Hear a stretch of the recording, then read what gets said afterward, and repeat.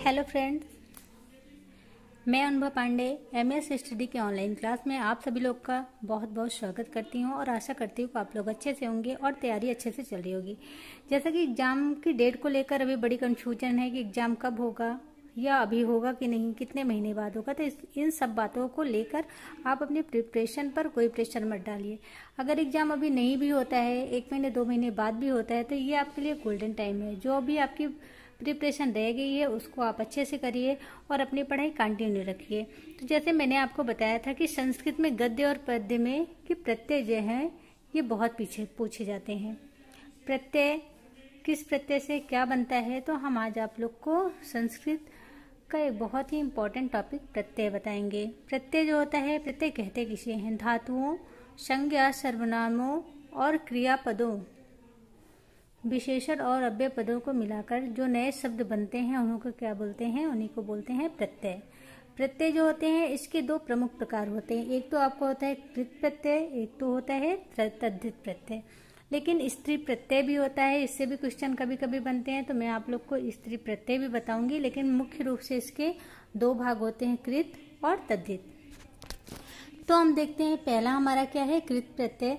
कृत प्रत्यय जो है वो धातु पदों को नाम पद बनाने वाले प्रत्ययों को कृत प्रत्यय कहते हैं। मतलब धातु पदों के अंत में जो प्रत्यय जुड़ते हैं उनको क्या बोलते हैं? कृत प्रत्यय बोलते हैं।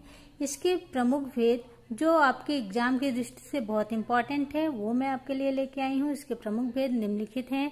पहला आपका कौन सा है? पहला होता है कत्वा प्रत्यय। कौन सा प्रत्यय? कत्वा प्रत्यय।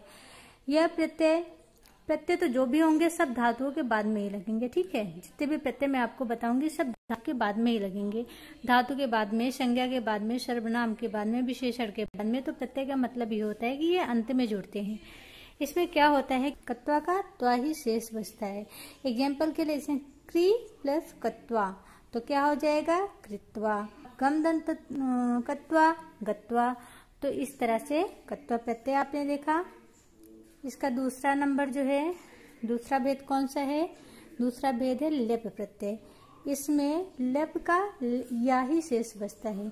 मतलब ला और पा का लोप हो जाता है और या जो है यही शेष बचता है। इसका उदाहरण जैसे अनु प्लस भू प्लस लेप। तो अनु, भू और लेप का या शेष बचा तो हो गया अनुभूय।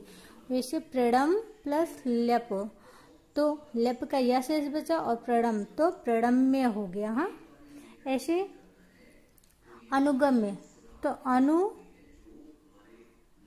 प्लस गा प्लस लेप तो आपका क्या हो जाएगा? अनुगम्य। तो लेप प्रत्यय में सिर्फ आपको ये ध्यान रखना है कि इस प्रत्यय का क्या शेष बच रहा है। ये आप पकड़ लेंगे तो सारे शब्द जो हैं वो प्रत्यय के आपको समझ में आ जाएंगे। ठीक है, अगला प्रत्यय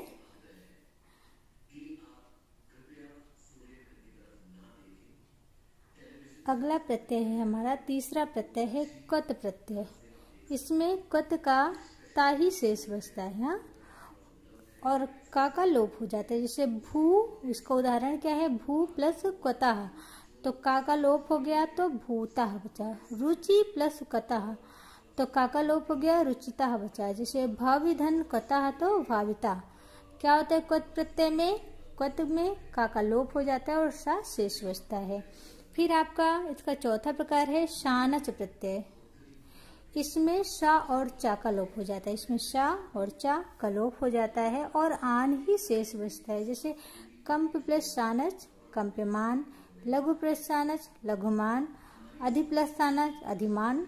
तो ऐसे ही इसमें शानच का मतलब इसमें मान जो है वो लग जाता है सबके पीछे। तो शानच में शा और चा का लोप हो जाता है और आन शेष बच जाता है। तो ये है आपका शानच प्रत्यय। अगला प्रत्यय है तुमुन प्रत्यय। इसका पांचवा प्रकार जो है तुमुन प्रत्यय। इस प्रत्यय में उन का लोप हो जाता है और तुम शेष बचता है। तुम प्लस उन जुक्कल टू तुमुन होगा तो उनका लोप हो जाएगा और तुम जो है शेष बच जाएगा। जैसे पा प्लस तुमुन तो पा तुम हो गया, उनका लोप हो गया और तुम शेष बचा। जैसे पठ प्लस तुमुन तो पठ तुम हो गया, गम प्लस तुमुन तो गन तुम हो जाएगा। तो इस तरह तुमुन में तुम शेष बचेगा। तुमुन का तुम याद रखोगे तो आपको तुमुन प्रत्यय तुरंत पकड़ में आ जाएगा।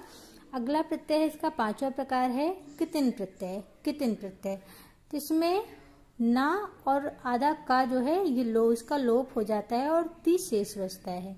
ना का और जो आधा का शुरू में है इसका लोप हो जाता है और छोटी ती जो है वही शेष बचता है। उदाहरण के लिए क्री प्लस कितिन इक्वल टू कृति, अस्तुति, प्रस्तुति, ये सब इसी में ही आएगा। आगे देखते हैं, ये रहा इसका लास्ट कृत प्रत्यय का लास्ट ये है। इसमें अनीय प्रत्यय, अनीय, इसमें पूरा पूरा अनीय शेष बच जाता है। जैसे गम प्लस अनीय बराबर गमनीय, पठ प्लस अनीय बराबर पठनीय। तो लास्ट में ईय देखिए, नीय देखिए तो तुरंत जान जाइए कि ये अनीय प्रत्यय है।